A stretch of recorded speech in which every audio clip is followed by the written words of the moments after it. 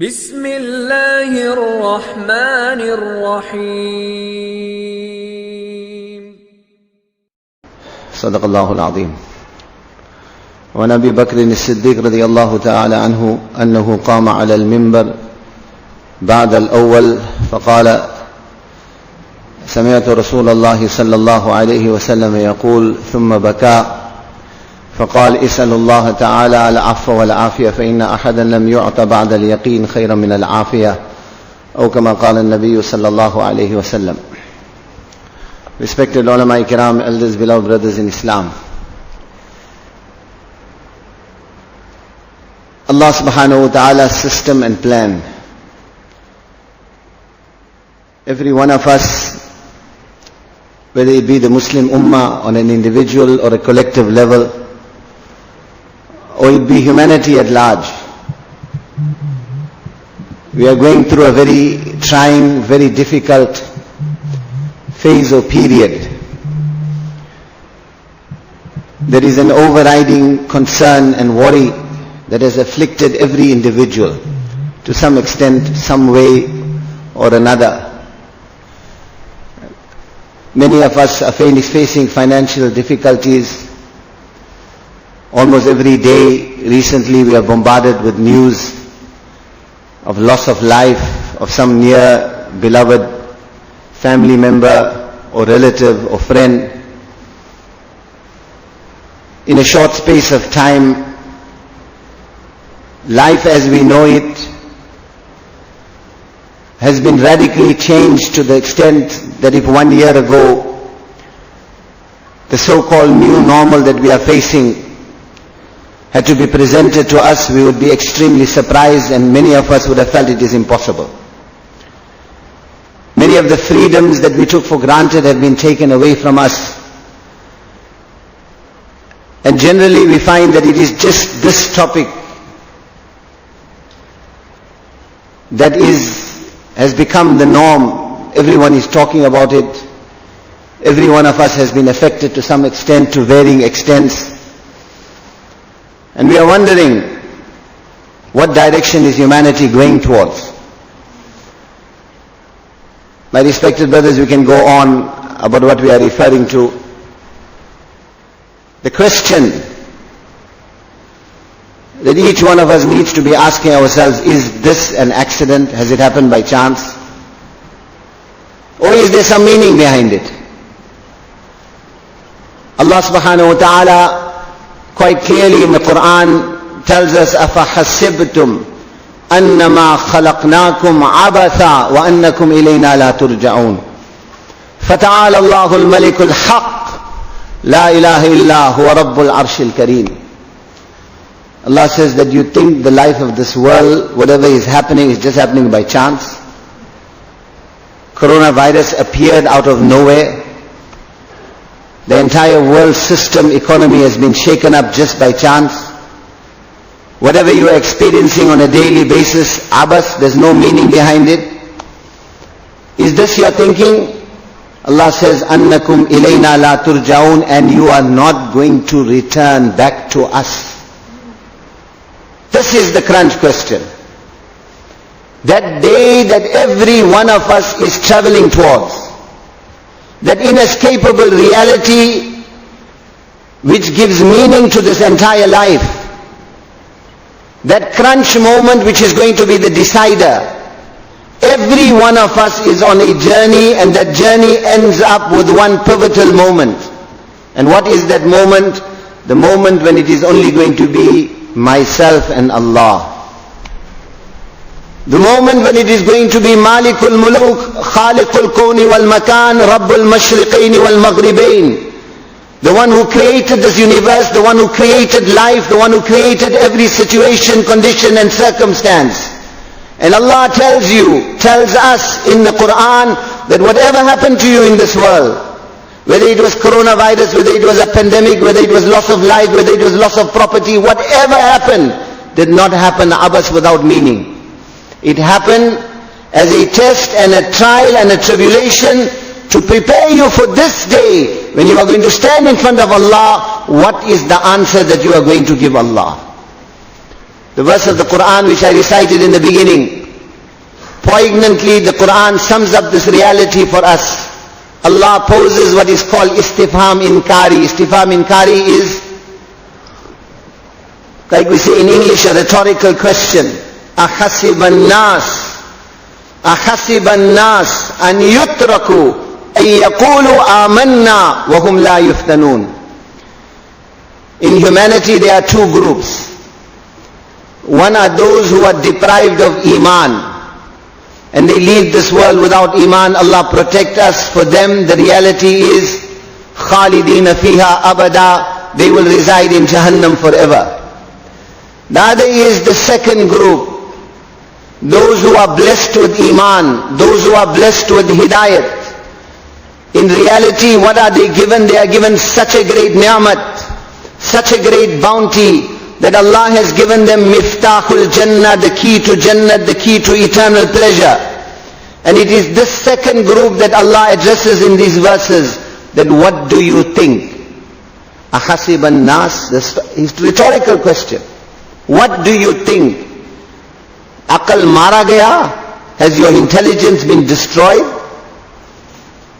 What is wrong with you? This is the connotations of this verse. What is wrong with you? What is your perception of reality? Do you think that we are going to give you iman? Do you think that we are going to bless you with countless ni'mats? Look around us. What is the recent conversation? Somebody's gone onto a ventilator. People are looking around for oxygen machine. Recently when there was the load shedding, the worry was those patients that are at home, that are using those apparatus, what will happen during the 2 or 3 hours when the lights cut off? Whether it was the sick patient itself, or whether it was his family members, or whether it was those associated with him, helter-skelter, all of us were running in different directions for what? The concern about oxygen, the concern about the respiratory system, the concern about breathing difficulties. How many of us took a few seconds to pause and consider? 9 months in the womb of the mother, that child did not breathe. If it breathed, it would have died. There was a door in the heart of every child, you and I, that was locked, that was not allowing the oxygen to come in. When this child entered the world, when this amanat entered the world, what happens? The gynecologist is there, the expectant mother is there, the nurses are there, the family members are in the background, everyone is waiting for what? Waiting for the first cry of that child. Waiting for that child to start crying, because in that first cry, miraculously what happens? Allah's system, that door opens that's in the heart. And for the rest of the life of this child, that door will remain open. Once that door flings open, the lungs start. What is the lungs? Just a piece of flesh.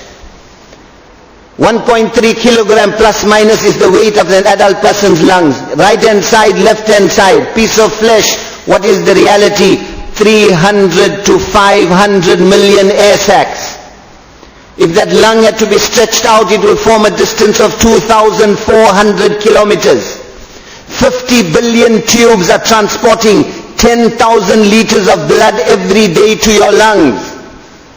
Where did this intelligence come from? Where did this understanding come from beforehand? That in order to purify your blood, you need to give it a bath in oxygen. Outside, 21% in the atmosphere, Allah has kept the level of oxygen constant.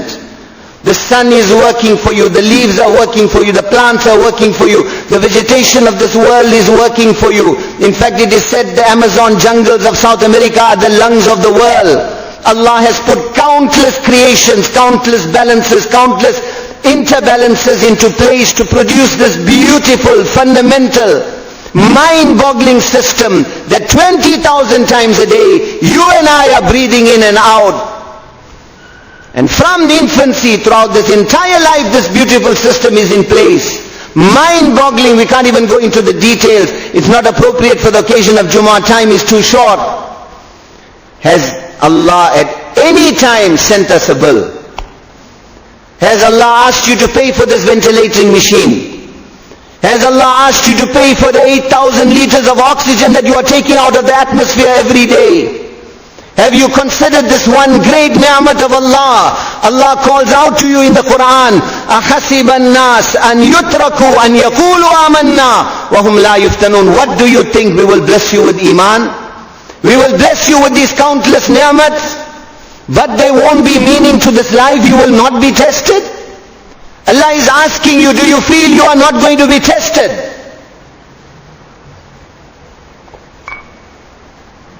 Is my Jannat so cheap? Is there no price tag? I often give this example, explaining this verse. Ibrahim bin Adham rahimahullah, one day he wanted to use the public toilet facilities. Someone was standing at the entrance. You have to pay a little bit, few pennies. Sage of Islam, Allah Wala. What happens when he is asked to pay to enter the toilet? He starts crying. His disciples are with him. Hazrat, kya ho gaya? What has happened? Why are you crying? This is a toilet, just a few pennies. He says, this is the home of jinnat, fisk and fujur, shayateen, najasat. I can't enter here for free. I have to pay to enter here. How am I going to enter Allah's Jannat for free? Is Jannat so cheap? Ala inna silat Allahi ghaliya. Ala inna silat Allahi al-Jannah. Allah says, listen, the price of Allah is expensive. Every one of us wants this. It is expensive.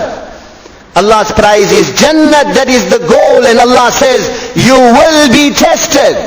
وَلَقَدْ فَتَنَّ الَّذِينَ مِنْ قَبْلِهِمْ فَلَيَعْلَمَنَّ اللَّهُ الَّذِينَ صَدَقُوا وَلَيَعْلَمَنَّ الْكَاذِبِينَ. Allah says, we tested the nations of the past. You people of Iman also will be tested. And what is the underlying objective? We will make it known. We will make it apparent. We will make it clear. Who is sadiq in his Iman? Who is sadiq in his relationship with Allah? Who is true in his ta'alluq with Allah? Who is it that will hold fast to the rope of Allah? Coronavirus or coronavirus father can come. Dajjal can come. Allah protect us. Poverty can come. Loss of life can come. Halat and conditions can come. But he is sadiq in his iman. He will never move. وَلَيَعْلَمَنَّ الْكَاذِبِينَ. And on the other hand, conversely, there will be those, Allah protect us, who will fail in this test. And that is the crunch question. Not whether I survived coronavirus or not. Not what has happened, not the economical turmoil. Not who has passed away. Those who have passed away, Allah give them the darajat of shaheed and the highest stages in Jannah. The hadith is clear. Their maut is the maut of shuhada. This is selection from Allah. And coronavirus kaan khol kar sun lena. Kaan khol kar sun lena. Dil ki, listen with the ears of the heart. Listen with the ears of the heart. No one died with coronavirus. Allah used it as a means. He died because his time was up. He died because his time was up. Quran has told us, وَلَكُمْ مِعَادُ يَوْمٍ لَا تَسْتَأْخِرُونَ عَنْهُ سَاعَةً وَلَا تَسْتَقْدِمُونَ. There is an appointed time, and when that time comes, whether he's 32, 42, 50 or 16 or 1 or 70, that appointed time is in Allah's knowledge, and when it comes, Allah will use the coronavirus, Allah will use the bullet of a highway robber, Allah will use some sickness, Allah will use cancer, Allah will use a natural cause, Allah will use whatever He wants, but لا تستأخرون عنه ساعة ولا تستقدمون. Not 1 second's extension will be given to anyone. Don't fall into a trap. Don't fall into the deception of shaitan. This halat and condition that we are facing today, unfortunately, my respected brothers, every direction you turn, there is a culture of fear. We are afraid. Naturally, we want safety. We want security. We want protection. This is natural, and Shariat recognizes this. The beloved uncle of Rasulullah sallallahu alayhi wa sallam, Sayyidina Ibn Abbas radiyallahu ta'ala anhuma,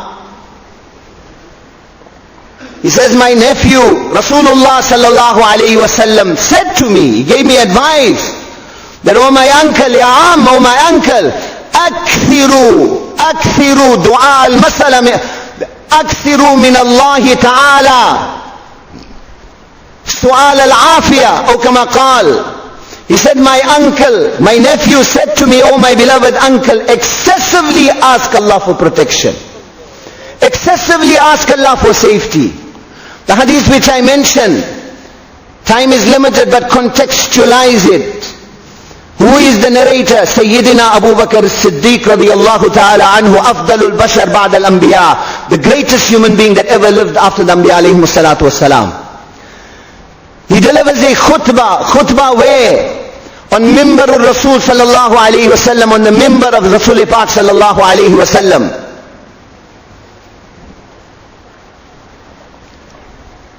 This khutbah is delivered after the demise of Rasulullah sallallahu alayhi wasallam. There was turmoil. This was also a test from Allah. The greatest calamity that ever befell humanity was the loss or the demise of Muhammadur Rasulullah sallallahu alayhi wasallam. Sahaba was shaken to the core. Abu Bakr Siddiq radiyallahu ta'ala anhu rose to the challenge of that time. He is now delivering a khutbah. Decades of sohbat with Rasulullah sallallahu alayhi wasallam. What is the message that he chooses to deliver? He says, I heard on the same mimbar my beloved Rasulullah sallallahu alayhi wasallam 1 year ago. I heard on the same mimbar, what message, what was so important, contextualize this. Abu Bakr says this, I heard directly from my beloved 1 year ago on this mimbar, and then he starts crying. Such was his love for Rasulullah sallallahu alayhi wasallam. And then he said, my Nabi said, Is'alullah ta'ala al-afwa wal-afiyah. Is'alullah ta'ala al-afwa wal-afiyah.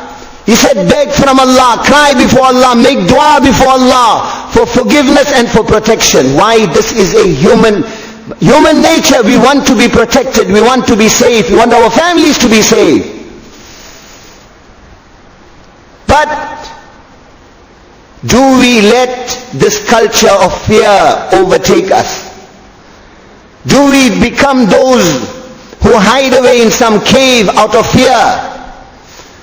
Do we become those who become paranoid out of fear?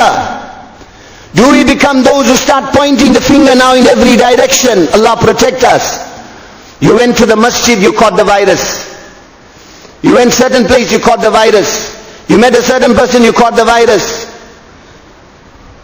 Do this, do that, you will be protected from the virus. Face the reality, my respected brothers. Face the reality. Face the reality. Science has failed in the face of this virus. The medical fraternity of this world has been shaken to its core in the face of this virus. Every system of protection, so-called protection, has been utilized, and yet still people are getting this virus. It's not an accident, it's not a coincidence. It is Malikul Muluk, Allah waking you up to the reality that by the qasam of my Allah, no blade of grass moves in the heavens and the earth without the permission of Allah. No one of you will get this virus without the permission of Allah. This virus cannot exist also without the permission of Allah. It is Allah in control. It is Allah in control. Turn back to Allah. Turn back to Allah. Knock on the door of Allah. Listen to this khutbah that Abu Bakr radiallahu ta'ala gives on the authority of Muhammad Rasulullah sallallahu alayhi wa sallam. He said, ask Allah for protection. And then what does he say? فَإِنَّ أَحَدًا لَمْ يُعْتَ بَعْدَ الْيَقِينِ خَيْرًا مِنَ الْعَافِيَةِ. Allahu Akbar. This sums up the entire reality for us. My Nabi said there is nothing better than protection that Allah will give you as long as there is one condition. One condition my Nabi attached to it. بعد اليقين من العافية. Nothing is better than protection as long as your yaqeen in Allah is intact. As long as your yaqeen in Allah is intact. It is not that mask that protected you. It is not your social distancing that protected you. It is not your isolation that protected you. It is Allah that protected you. And if you got the virus, it was His design. Yaqeen, conviction. Because on that day, in Allah's court, this is the thing that's going to count. This is فَلَيَعْلَمَنَّ اللَّهُ الَّذِينَ صَدَقُوا وَلَيَعْلَمَنَّ الْكَاذِبِينَ. This is it where Allah says we will find out who was true. You said La ilaha illallah Muhammadur Rasulullah, were you true? You said, فَعْلَمْ أَنَّهُ لَا إِلَهَ إِلَّا اللَّهِ. You said, رَبُّ الْمَشْرِقَيْنِ وَرَبُّ الْمَغْرِبَيْنِ. You said, رَبُّ الْمَشَارِقِ وَرَبُّ الْمَغَارِبِ. You said, رَبُّ السَّمَاوَاتِ السَّبْعِ وَرَبُّ الْعَرْشِ الْعَظِيمِ. You said, إِن يَمْسَسْكَ اللَّهُ بِضُرٍّ فَلَا كَاشِفَ لَهُ إِلَّا هُوَ وَإِن يُرِدْكَ بِخَيْرٍ فَلَا رَادَّ لِفَضْلِهِ. You said, Allah, you are my Malik. Allah, you are my Hafiz. Allah, you are my protector.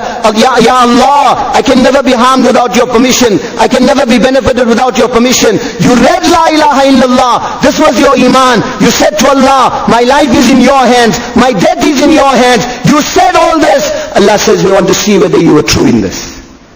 At your hour of need, when my test came, when the halat came, when the condition came, did you shrivel away in fear somewhere?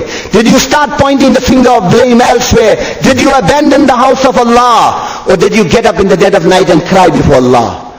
Did you frequent the house of Allah? Did you knock on the door of Allah? Did you connect yourself with Allah? Allah says, we were testing you. And the objective of this test is that. Now when I was in hospital, one of the staff, Muslim,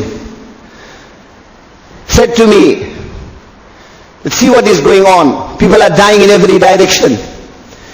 So I said, we are people of Iman, this is coming from Allah. Then I asked this person, why do you think it's coming? So what was the answer? The answer that every one of us, majority of us tend to gravitate towards. What is the answer? People's actions are gone bad. People have turned away from Allah. Look at the worldly situation. My respected brothers, halat and conditions are not there for us to focus on the actions of others. Halat and conditions are not there for us to start pointing the fingers at others. Halat and conditions, what does Quran tell us? You want afiyat, you want protection, you want comfort, you want succor, you want my Allah who is Qadir Mutlaq, who in 1 second brought this virus to take it away. You want the condition to be changed. What does Quran say? Inna Allah la yughayyiru ma biqawmin hatta yughayyiru ma bi anfusihim. Allah says, introspect. Introspect. Look within yourself. Allah will never change the condition until you don't change. Not the next person. My Nabi in the first khutbah he delivered sallallahu alayhi wa sallam in Medina al-Munawwara, what did he say? Man aslaha ma baynahu wa bayna Allah aslaha Allahu ma baynahu wa bayna khalqi. He said, you correct your relationship with Allah. You ask yourself. Today you picked up the phone and certain friend passed away. Yesterday it was your auntie. The day before it was your uncle. You were reminded about your mortality. You are reminded about all your financial plans and big businesses and big plans you made for the next 10, 15 years are meaningless. You are woken up to the reality that this is mata'ul khurur, a life of deception. You heard of those people whose buildings are not even complete and have already gone into the qabr, so-called before their time, or whatever it may be. You heard all this. You were faced with all this reality around you. What did you do? Did you focus on others? Did you start pointing the finger at others? This is the trap of shaitan. The requirement, my respected brothers, is point the finger to yourself. Point the finger to yourself. And ask yourself, this condition has come from my Allah. Has it taken me closer to my Allah? Am I knocking the door of Allah? Have I made tawbah? Have I changed my life? Have I asked Allah forgiveness for my major sins? Have I revised my objectives and understood? My Nabi said, Ud nafsaka min ahli al-qubur. Count yourself amongst the residents of the grave. Have I analyzed my objectives in my life? Am I crying in dua? Have I come back to the masjid? Allah protect us. Allah forgive us. I hope I am wrong. As an ummah we have failed. As an ummah we have failed. Our masjids are empty. When it was 4, 5 safs, it's 2 safs. In every direction we can blame the authorities, blame whoever you want. The question is, has this brought us closer to Allah? Has this condition brought us closer to Allah? That is the only question. If it has brought you closer to Allah, if you are frequenting the masjid, if you have changed the objectives of your life, if you have understood that you are on borrowed time, this time is to be given to the service of humanity, this time is to be given for the work of Rasulullah sallallahu alaihi wasallam. If you have made that decision with Allah, then by the qasam of my Allah, everyone around you can die. You can lose everything, but you have gone closer to Allah and sitting on the mimbar. 100 qasams, there is no one more successful than you. But if this has not happened, if this test has not taken you closer to Allah, if it has made you abandon the masjid, if it has made you abandon Allah, if your ma'yar of Quran and dua and crying before Allah hasn't increased, if you have entered into a culture of fear, you are afraid of your own shadow, you haven't connected yourself with Allah, you haven't understood that He is my Malik, He is in control, there is still time. There is still time. Allah's clemency, Allah's forgiveness, Allah's kindness, we can't even describe it. The condition around us, wallah, this is Allah's rahmat to bring us closer to Him. Nothing my Allah does except khair and good for us. Ajaban li amril mu'min, my Nabi said, for a believer everything is good. Let it take us back to Allah. Let it cause us to connect ourselves with Allah. Coming back to that first khutbah, my Nabi said, correct your relationship with Allah. Each one of you, correct your relationship with Allah. Introspect. Don't point the finger at others. Don't worry whether he's wearing the mask or not. Don't worry whether he's social distancing or not. Don't worry about whatever the next person is doing, come out of this. You are going to lie alone in your qabr, you're not going to lie in his qabr.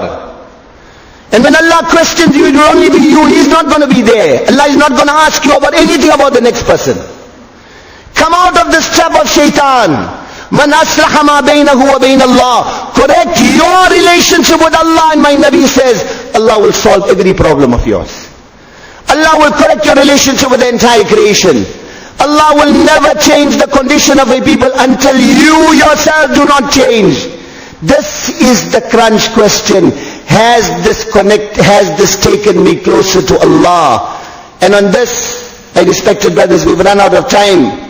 But amanatan, I will conclude. As an ummah today, cry tears of blood when we see what has happened to our masajid. Cry tears of blood, Allah's qasam, when we see what has happened to our masajid. What has happened to this ummah? Coronavirus is Allah's test to make us come closer to Him. Not to run from His house. And not to point the fingers at others. You enter the masjid and this happened to you. Fear for your iman. Fear for your akhirat.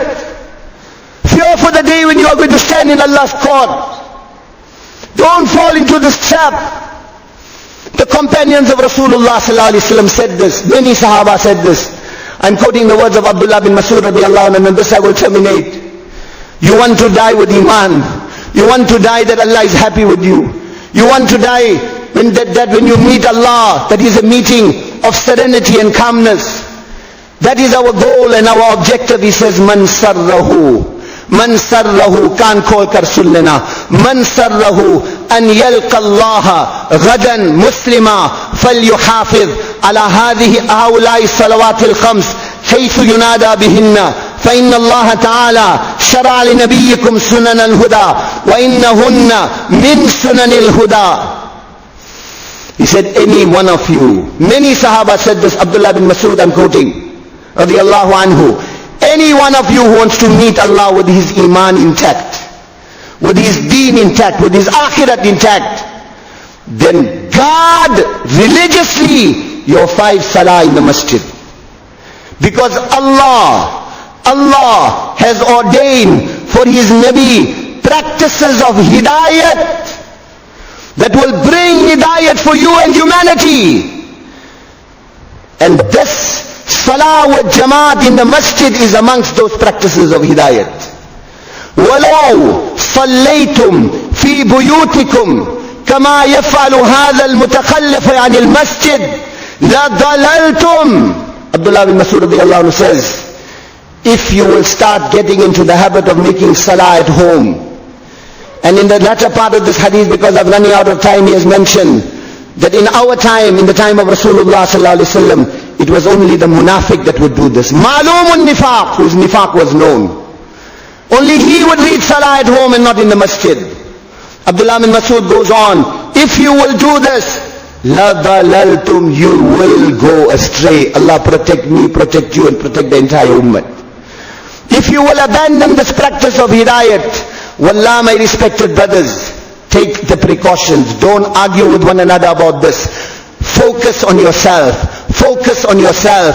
Introspect, introspect, introspect. Wallah, this condition has come from Allah. Allah protect every one of us, make it easy. But the objective is preparation for that day when we are going to stand in front of Allah. Has it taken me closer to Allah, or has it distanced me from Allah?